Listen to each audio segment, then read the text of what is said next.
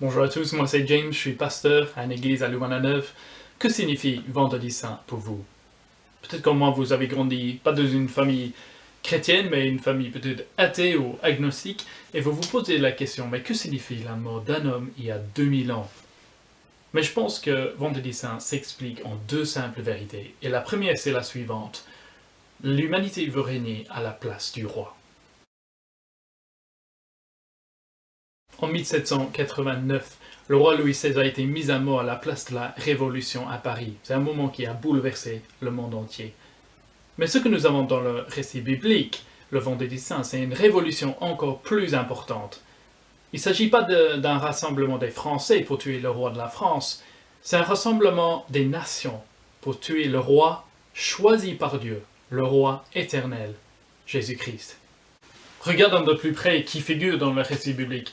Nous avons les chefs des nations, les hommes politiques. Nous avons les leaders du temple, les hommes religieux. Nous avons les hommes respectables, les hommes qui sont mauvais aussi. Les deux criminels qui sont crucifiés avec Jésus. Nous avons la foule aussi, qui est le rassemblement de tout le reste. Nous avons ceux qui sont juste en train de passer sur le chemin. Qu'est-ce que tout le monde fait? Chaque homme, chaque femme de chaque nationalité. Mais tout le monde se rassemble pour faire une chose.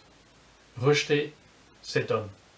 On pourrait se demander, mais quel mal a-t-il fait? C'est exactement la question que Pilate, le gouverneur, a demandé à la foule. Qu'est-ce qu'il a fait de mauvais? Mais personne ne peut répondre. Ils ont simplement crié, crucifie-le.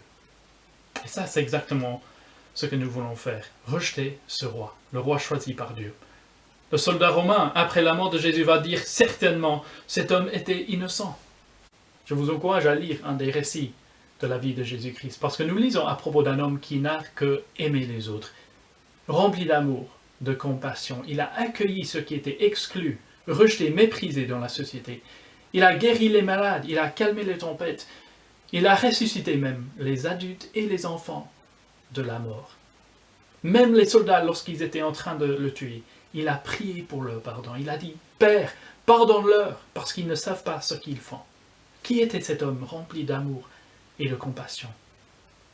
Mais tout le monde se rassemble pour le tuer. Plus que quelque chose dans l'histoire, nous sommes en train d'apprendre sur nous-mêmes.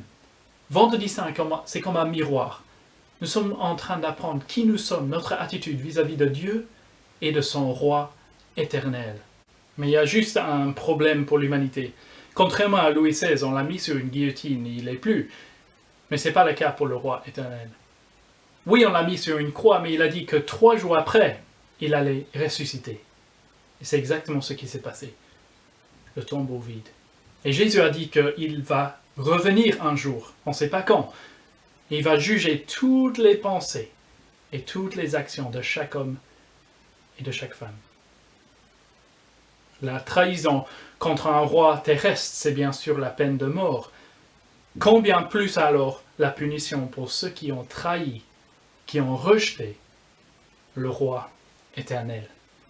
Jésus, l'homme rempli de compassion et d'amour, a parlé d'un endroit réel qui s'appelle l'enfer, où nous allons souffrir éternellement pour notre rébellion. Qu'est-ce qu'il faut faire alors? Est-ce qu'il y a de l'espoir pour nous, l'humanité? Mais oui. Malgré le fait que nous voulions régner à la place du roi, lui, le roi éternel et compatissant, il est venu prendre la place de l'humanité. Et c'est notre deuxième vérité.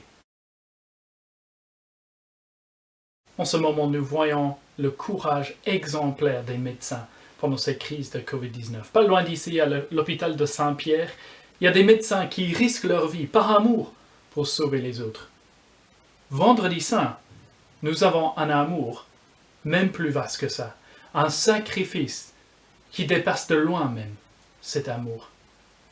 Nous avons quelqu'un qui littéralement donne sa vie pour sauver les autres. Mais le choc, c'est qui donne sa vie et qui va en bénéficier.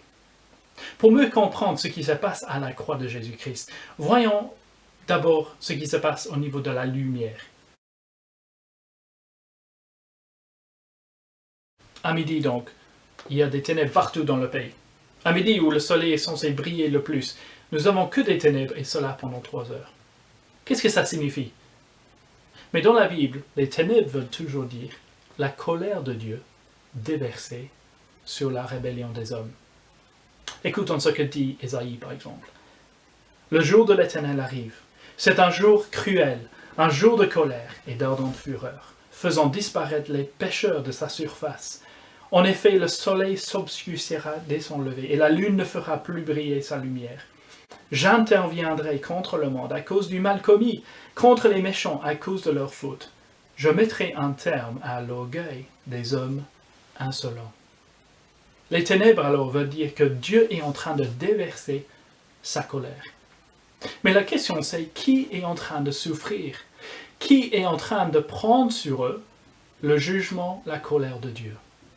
Le choc, c'est que ce n'est pas les hommes insolents qui prennent le jugement de Dieu. C'est le roi lui-même. C'est le roi éternel choisi par Dieu.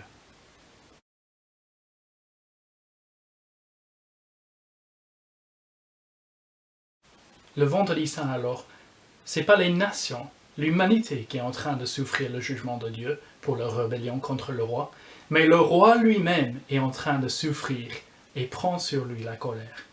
C'est un échange glorieux. Nous voulions prendre la place du roi, mais lui, il prend la place de l'humanité. Il prend sur lui toute la punition que nous méritons. Et comme cela, nous pouvons être pardonnés de toutes nos fautes. Comment est-ce que nous savons que ça a marché? Mais le voile du temple a déchiré en deux. Le voile, c'était comme un signe pour dire pas d'entrée dans la présence de Dieu, dans le temple. Et après la mort de Jésus, le voile se déchire. C'est-à-dire, nous pouvons avoir accès à Dieu. Nous pouvons être amis avec Dieu et vivre avec lui pour toujours dans un nouveau monde. Et c'est seulement la croix de Jésus qui fait ça, le vendredi saint. Pendant que nous terminons, peut-être un regard vers vendredi saint nous aide à comprendre mieux la foi chrétienne. Peut-être comme moi, vous avez pensé que la foi chrétienne, ce n'est qu'une béquille. Donner un peu d'espérance, un peu d'espoir dans la vie, lorsque la vie ne va pas. Mais est-ce que nous voyons que ce n'est pas une béquille, c'est une cour de secours? Nous avons tous un gros problème avec Dieu, notre Créateur, qui doit être réglé avant qu'il soit trop tard. Il y avait un homme dans l'histoire qui a compris cela. Il était juste quelques mètres de Jésus, aussi en train de mourir. Quelques heures avant la fin de sa vie, il a compris. Il a vu sur la croix, pas un homme normal, mais le roi éternel. Il a dit, Jésus, lorsque tu viens régner, souviens-toi de moi. Il a vu que sur la croix, c'était le roi éternel qui est venu prendre la place de l'humanité, souffrir pour nous, prendre toute la colère. Il a mis sa confiance en Jésus-Christ. Et nous entendons les plus belles paroles qui existent, je pense, dans la Bible. Jésus dit, « Aujourd'hui, tu seras avec moi dans le paradis. » Est-ce que vous voulez le paradis aussi? Est-ce que vous voulez la vie éternelle, le pardon gratuit de Dieu? Il faut faire quelque chose de très simple. Mettre notre confiance en Jésus-Christ, le roi éternel qui est venu prendre la place de l'humanité. J'espère que ça vous a aidé et je vous souhaite une très joyeuse Pâques.